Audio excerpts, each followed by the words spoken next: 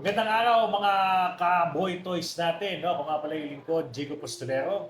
Your boy, Happy Boy. At ako naman si Wrestling Boy. At ito ang Boy Toys! Ayan, alam mo talagang napapanahon ngayon itong mga nangyayari sa atin. No? Hindi na lang natin di-discuss, baka ma-plug yung video natin. Kaya nga, Pero oo. may violence na nangyari sa isang eskwelahan na talagang unexpected. Na akala natin sa pelikula or should I say na sa ibang bansa lang nangyayari. Grabe nangyari sa atin. Totoo. Tapos kinokonek nila ngayon yan doon sa impluensya ng mga online gaming daw na brutal, violente. So may mga nagsasuggest na dapat daw iba na daw to sa bansa. Anong opinion niyo dito? Okay.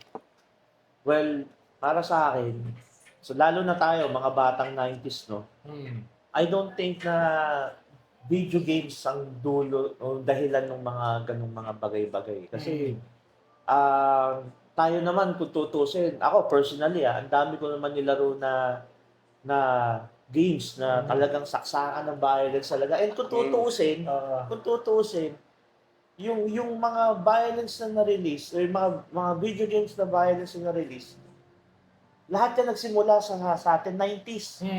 Kumbaga sa atin talaga may trauma. Kumbaga kung iisipin mo sa kabataan, na-filter na yan. Kumbaga kahit papano, pinagdaanan na ng mga magulang nila bago pa dumaan sa kanila. Kumbaga in short, tayo yung first generation na naka-experience noon. Kasi ang dami nating games na pinagdaanan eh.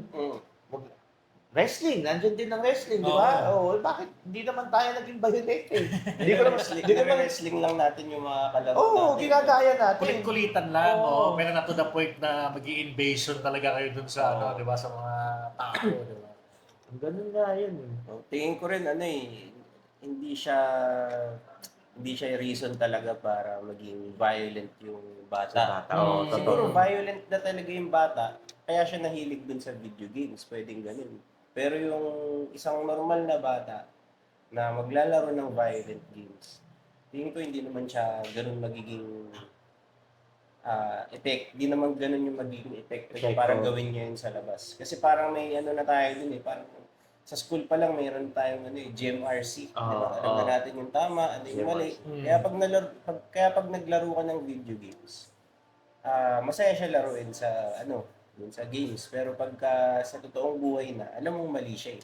Totoo. Parang meron ka ng awareness na Yung may wall, di ba? parang alam mo siya na alam mong pag ginawa mo yun, may masasaktan yung may makakasakit ka. And alam mong masakit siya, ayaw mong gawin siya sa'yo. Parang ganun, may awareness ka na malito ang Bagay nga pala, kalimutan na sa Kape Collect pa rin tayo. Thank you. Thank you. Yan, Kape Collect. Lumipat lang ka, sabi ko nga sa inyo, iba-ibang angulo, maganda pa. kahit saan ka kahit saan ka mag-video dito, sobrang lupit. Instagrammable. Anyways, going back nga dun sa topic, no? Tama ka eh, kasi hindi ano yan eh. Ang bata kasi, may kasabihan nga tayo eh. Monkey see, monkey do. Diba? May ganun eh. So, hindi siya inborn na violente siya. Kumbaga ano yan eh, upbringing yan or environment ng kabataan. Bakit siguro niya nagagawa yun? We don't know. Kasi kung tutusin talaga, parang ano yan eh, siguro nakukonsinte or nakikita niya sa paligid niya ay napapabayaan lang na ganun siya. Na hinahayaan na maging, alam mo yun, kung violente man or anything. Correct. Diba? So, isa pa dyan, papasok din yung mental illness. So, we don't know. Baka abno lang talaga yung mga bata. Hindi, kasi di ba, may parent talaga mga killer, di ba? Ganun yung may psychosis. Psychological problem. Tsaka, kung titingnan mo yung mga pictures ng mga bata, meron talaga silang may hawak silang baril. Yung isa, Parang normal lang sa kanila na meron silang hawak na mahilig siya sa shooting. Pero, may nakita nga ako isang comment doon. Let's not parang point about it's about the gun. Meron din siya nag-comment na gun enthusiast. Bata lang din siya, teenager siya. She's been handling gun, batang babae, nakalimutan ko pangalan eh. She's been handling gun since 9 years old. So sabi niya, never pumasok sa isip niya na gamitin sa masama ang gun kasi it's been taught by his father the gun discipline. And also, it helps her yung character development niya sa paghawak ng, kumbaga not only paghawak ng baril, but she was able to apply it sa buhay niya. Alam mo yun, yung turo sa kanya ng mga trainer niya, ng daddy niya, sabi nga niya. So, ano yun kita mo, it's the same scenario on a different environment. So, bakit yung babae hindi naging violent Diba? Bakit siya naging ganon? They both gun enthusiasts. Tama naman. Diba? Nasa ano talaga, nasa nagga-guide sa'yo. Yes, Oo, sa tama. pagtutok. Oo. Ako napabayaan tong mga to feeling ko kasi yung the mere fact na nagkaroon sila ng guts na pitikin yung mga gamit, di ba, na gagamitin nila. Oo. Kumbaga parang ang dating paano sila nagkaroon ng lakas ng loob na gawin yon kung guided sila. Kasi kung guided sila, alam nila yung na pagka ginawa nila yung mapapagalitan sila, Agree, malalagot no? sila. Yes. Para meron na silang mindset kaagad na hindi, gawin natin to kasi panalo tayo dito pag ginawa natin. Bahala na kung anong mangyari. So, ibig sabihin, hindi naturo sa kanila yung magiging pros and cons nung mangyayari. Parang nung nahuli yung isa, yung 15 years old, no? Yung army cat. Parang tinanong niya kung makukulong. I-verify niya kung Ang ganda kasi makukulong ba ako? Makukulong Oo, mo. Yung kasi naganda nga, tanong niya mindset nila, Hindi sila hindi sila makukulong makukulong. Tapos ang trivia pa doon, is yung pinakamaraming na load, yung mas bata. Yung platat, medyo banu pa yon, medyo hindi siya yung nakatama. Ang pinakamaraming na damage is yung mas bata sa kanya. 40. Yeah, talaga yung bata may- yung medyo parang malalagay sa safe zone. Ito yung may may kamag-anak na Yan. police. Oo, Hindi. parang tsahin. Ang tama ba, yung 15 ba yung may kamag-anak na police? Hindi. Yung mas 40, bata. mas bata. Oo. Yung nakuha nung is yung security guard, yung lolo ata. Anyways, nga pala, we want to send our deepest condolences sa mga nabiktima. So, syempre talaga ako, nanonood ako ng balita, pag nakikita ko ang sakit sa dibdib, ang sakit. At kahit malayo sila o kahit di ko sila kakilala, minsan, di ko matapos. Ilalagay mo yung sitwasyon mo sa kanila Kasi edad ng panganay ko yung mga Correct. nabiktima. They don't deserve it. Pero alam mo yun, kung meron lang kasi proper guidance, sana na-prevent sana. Oo. Despite of all this, kung may mga topic tayo ng mga violenteng bata, heroes emerge. Ang dami ko nakita, lalo na diba yung isa nagsakripisyo, tapos yung isa, kumukuha siya although hindi siya nabalita, pero parang sa news is, kinukuha niya yung mga sugatan. Tapos parang 3 beses siyang bumalik. Totoo. Para iligtas yung mga classmate niya. The reason ba't di lang siya nakabalik sa pang-4, kasi punong-puno na ng stain yung yung uniform niya. Pinapasok mo siya sa ambulansya kasi akala injured siya. Meron pa yung isa, yung nagsara na siya ng pinto para di makapasok yung mga... Yan nga, yung... Di ba? Yung lalaking tumulong lang. Tapos yung madami niyang kaklase, sinave niya. So, siya yung pinahuna. Grabe yun, ang tapang, no? Tapang. Yun yung mga kailangan nating, mga tunay na lalaki. Oo, hindi tribute talaga. nakahawak ka lang ng ganito. Di ba? Akala mo, ka na. Actually, maraming ganyan kahit sino pwedeng maging siga pag nakahawak lang ng bakal. Oo, parang hiram ng tapang doon. No? Hiram na tapang, yun, ang Oo. tawag doon. Hiram na tapang. Correct. So, Tsaka magiging debate rin dito kung yun nga, di ba, may sinasabi na juvenile, yung mga case na ganyan, yung bababaan ba, dapat ba maging 10, 12, parang gano'n. Kaya medyo malawak broad tong topic Kaya na kasi di mo masasabi kung ano ba, tama ba tong yung path ng justice system natin. Kasi pwede mo sabihin yun na para just to be fair, pero kung halimbawa ikaw yung kamag-anak nung nabiktima, yes, diba? yes. Kasi I've seen yung isang parang medyo brutal din na nangyari naman bandang Mindanao. Yung parang kinupkup nila yung ampon na bata. Tapos ang nangyari yung ampon, nagselos sa mga original na anak. Pinagplanuhan na May ganun ubusin din. yung dalawang, ang nangyari, umuwi yung nanay, yung dalawang anak niya wala na. Kasi nga, inanong inampon nila. Grabe. Hindi nila pwedeng, dahil nga below minor yung babae. So, parang masakit sa loob ng magulang yun na, andito ka, kumakain ka 3 times a day, tapos yung anak ko wala na. So, dun mo maiisip na sana may something na magbago when it comes to that. Kasi Actually, oo nga. Ano nga yun? May siguro yun, may mental illness na talaga. Pwede Kasi yun, oo. siya lang yung ganun Di sana yung dalawa, ablo din. No? May MMK yun, MMK pa yung storya na yun. Grabe. Ano ba yung tawag doon nga pala guys ewan ko kung alam niyo yung ibig sabihin pero kung naiintindihan niyo, can you please comment para ma-enlighten kami. Kasi sinasabi, yung 14 years old, i-inquest. Ano ba yung inquest? Hindi ko mag-gets yun kukunin pa rin nila sa kustodiya. Kumbaga So- kasali pa. Nasa pulis pa rin, gano'n. pero okay. parang mangyayari, makukulong siya, pero hindi siya sa Halo. halod sa mga matatanda. O, di ba may boys town na tinatawag eh. Mm. Okay. More or less, worst case scenario doon mapupunta. Yung mas bata. Pero Parang, 15 parang yung 15 parang gumagawa na sila ng ng way batas na, eh. Hindi, actually may kaso na ngayon eh. Oo. Yung penalty na lang talaga or yung sanction, yung parang pinag-aaralan sa ngayon kung makukulong ba, mahahalo na ba kasi parang papasok na siya dun eh. Oo. Yun yung parang medyo pinag-uusapan pa sa ngayon. Pero kasi yung conversation talaga nila parang hindi tayo makukulong kasi ganito. alam mo Hindi, eh, hindi, aral. lumabas sa balita yun na binuksan nila yung messenger and then they saw na may pinagplanuhan daw talaga na parang months pa. Tapos parang inaral daw talaga nila yung batas na kaya lumakas ng loob nila kasi dahilan nila, hindi sila makukulong. Alam mo, nasa totoong video game sila na parang anuhin nila mga Parang klase may nila. ano, Pero may bakit cheat sila, bakit cheat wala code. silang yung ng reality na hindi mo ba alam yung mga consequences yung mga pwedeng mangyari. Oo. Ngayon siguro nagisingkin sa kanila yon. Tapos ang masama pa nito, nadamay pa yung tiyahin kasi magkakasanction siya definitely. Oh. Oo. Pero yun nga kasi may kapababayan, may yun. may ano din, may mistake kasi Negligence. yun. Yan, oo. Nagga-guide sa kanila yung kumbaga yung sa bahay nila talaga, may miss talaga yun.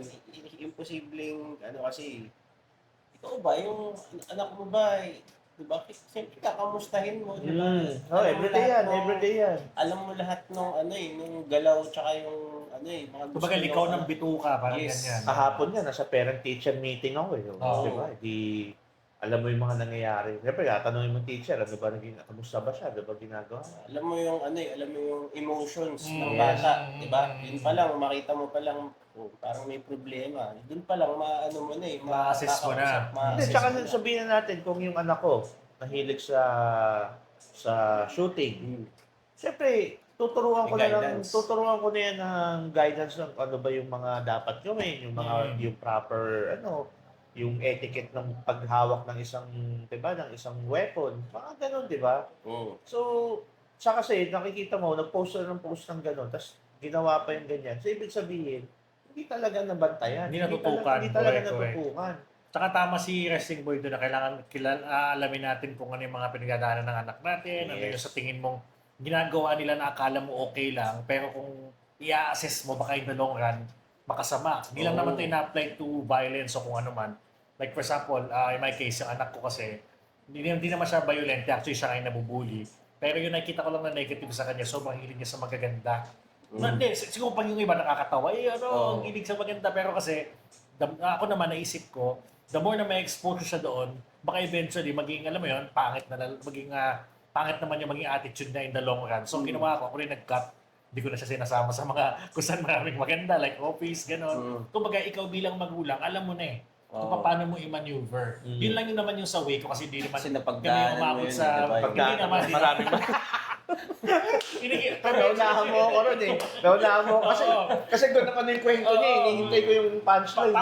Parang ganon. Ibig sabihin, tayo mga magulang natin, kahit yung tingin na environment natin, okay lang yan, lalaki yan. Lalaki yan, Like for eh, example, oo. sa violence, di ba? Okay lang yan, mahilig sa baril. At least baril-baril yun, hindi Barbie, di ba? Oo. Pero di mo alam, mati-develop nyo na pala doon yung pagiging, let's say, na magiging marahas siya, magiging maangas siya, hiram ng tapang, di ba? So dapat, sa ating pa ng mga magulang, makontrol na natin o tayo mismo yung mag-moderate na parang, tigil mo na natin to. Alam ko may potential ka maging ganito, ganyan. Pero, Tama. ayusin natin in a nice way. Tama. Diba? Pero alam mo yung dyan, yung mahirap din talaga. Hindi mo rin masisisi yung ibang magulang. Kasi yung pagiging magulang, wala siyang wala siyang blueprint talaga or Yun guide ang dapat sundin niya. paano Pero siguro yung na lang dyan, yung pinaka low hanging fruit dyan is kausapin nyo palagi. Yan. Kids. Oo. At observe nga lang kung hindi ka verbal, kasi may mga love language na hindi ka yun, lalaki sa lalaki, bisa mahirap yan Hindi mag-open up si anak. Base na lang sa pag-obserba mo, pag may nakita ka parang kaya mong i-maneuver, at saka mo siya ngayon i-guide na parang, Tama. ganito, ganyan. So, to sum it up, hindi talaga, walang kinalaman dito yung mga online gaming, kahit gano'n pa ka-violent to kung ano man. Kasi, Maraming nga ilan na babad talaga, bata pa lang, pag di lumalabas ng kwarto, di ba? Ganun din. Nung araw, mga Counter-Strike, di ba? Yung mga kutsi-kutsilyo nun. I played Gusto a ko lot. lang maging terrorist. Dahil gusto ko ng AK. Oh, yan. Hindi, parang sa akin siguro na-influensyahan ako kasi nga mahilig ako sa bala. Gusto kong maging polis, saka sundalo dati. Yun lang. Pero never, alam mo yun, ang dami kong games na nilaro na na-trauma ako because of the violence. And not only that, because, movie din, marami rin. But we're not saying na papayagan niyo yung mga anak niyo, Correct, Siyempre correct. with proper guidance. Pero my point is, nasa tao pa rin talaga yan kung talagang gagawin mo yun. Tama, tama. Talagang ano yun, na, kumbaga, ano na yun proper setting of mindset na yan Correct, correct. Yun yun. Tsaka for context lang sa mga hindi naglalaro or sure wala pa experience sa mga gaming. Kasi kadalasan talaga yung mga lalo na sa mga, lalo na magaganda mga graphics ngayon, yung gameplay, di ba? Ang tinuturo talaga ng mga laro, hindi naman sa violence o kung ano man, flavor na lang yun eh. Ang laging tinuturo ng mga games, RPG man yan o kahit ano, laging strategic thinking or critical thinking. Kung paano mo isosolve yung isang bagay. Laging ganun lang naman yun eh. Kahit anong laro, di ba? Na parang nating papahirapan ka. Paano ka lulusot? Di ba? O matatalo ka or lugi ka. Paano ka magsasasid? Puro ganun yung mechanics ng ano eh. Tsaka ano siya, parang Mind banding din. exercise eh. Banding din sa mga fellow gamers, yung mga makakakuha ka ng friends, tsaka connection. Yun yung Siguro maganda. part na rin doon siguro yung social interaction. Yeah. I think marami laking tulong din yun. Kasi tayo, wala namang ganyan sa, ewan ko kung exposed lang ba because of the technology na marami na-expose na ganyan. But we growing up, wala naman tayong ganyan eh. Wala akong correct. alala may ganyan. So because siguro sa social interaction din, because kasi nga lagi tayo may kasama, lagi tayo nasa kalye, we tend to have sympathy or empathy sa paligid natin. Kasi Correct, we correct. learn how to play with each other. Alam mo yun? Or may nagpapayo kasi may masama tayong kalaro. Oo. May mabait. So Mabait, parang nababalansin natin. Ano ba Ano ang na kasi dapat? ngayon puro Online reels na na. lang, digital, Hindi na makikita rin masyado. Gugulat ka na lang yung anak mo, may nagmumura sa cellphone niya kasi, uy, mo, tabi ka dyan. Yung mga ganun, di ba? Yung mga blip mo na lang ha. Di ba? May mga ganun, di ba? So dapat doon pala, medyo alerto na tayo. Teka lang, parang nagmumurahan eh. Trash talkan dito, iba na. So, dapat tayong as a magulang, Yeah. dapat tayo yung pinaka-guide. Yes. Hindi yung mga idol nila sa phone. Dapat Yes. tayo yung pinaka-idolo nila, tayo yung superhero. Tayo Correct, yung correct. pinaka-astig sa mata ng mga anak natin para tayo yung susundin. Susundin. Tayo Yes, yung tama, di ba? Correct, So, tama. wag tayong magpalaki Rely. ng mga supot. Huwag na magpalaki ng mga alagaan tiyanak. nyo mabuti yung mga anak nyo kasi unfair dun sa mga magulang na Nagpapalaki. nag-aalaga ng maayos. Yes. Correct, tama. Oh. Galing. Siyempre, huwag tayong maging terror, no? Para sa pamilya ng iba. Hindi mo naman hindi naman ibig sabihin na sasampigain mo yung mga anak mo, di ba? Pero syempre disiplina. Tama. Disiplinahin natin. Very well said. No? At syempre, marami naman tayo natutunan sa episode natin na ngayong araw na to, no? At sa kung meron kayong mga suggestion dyan, comment lang sa comment section at babasahin namin yan para magawa namin ng content. Ako po, si Jigo Apostolero. Your boy, Happy Boy. At ako naman si Wrestling At Boy. ito ang Boy Toys. Okay.